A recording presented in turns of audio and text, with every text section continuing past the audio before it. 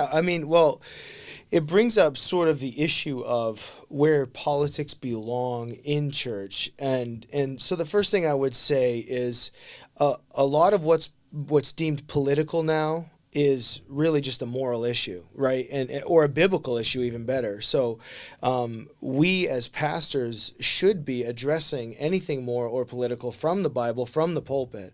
I think the terminology gets tossed around to cause people to be afraid. That's no new tactic, by the way. In the book of Daniel, when Babylon captured the Israelites, they changed their name. The famous Shadrach, Meshach, and Abednego were their pagan names that were given to them. That wasn't their God-given Israelite names. And it says that they changed their language and their terminology. The idea is they changed everything about what they were experiencing into something different. And so you find that a lot with like the Christian nationalist piece. Am I a Christian? Absolutely. Am I a nationalist? Yes. But you put those two together, it's like, oh, are you a Christian nationalist? Like, and I think people should say, yes, I am. Why are we afraid to say that? But they put this negative connotation on something that otherwise is right and good, I think. So, but politics in the church, what I see in the church today, and I've been, again, a lead pastor since 2010, and what I've seen, and like you mentioned, the Unitarian Universal, you've got the Congregationalist churches for the most part, and the Methodist churches, that kind of group. And I would put the Episcopalians in there too. Yeah, and you could probably throw a bunch more in.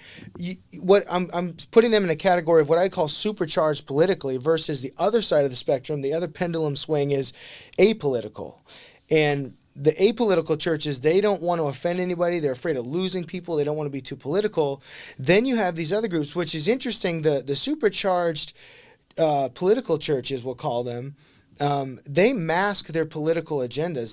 They all they do is talk about politics. The Black Lives Matters, the rainbow flag, whatever the mainstream thing is politically on the left. I would even say that's the agenda they're pushing.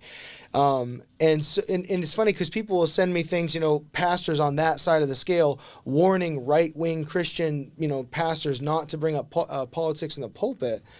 And I said my response to them is, are you listening to this? Because every week, if you click on their sermons, that's all they do is talk about this political agenda that we shouldn't be talking about. Yeah, it's like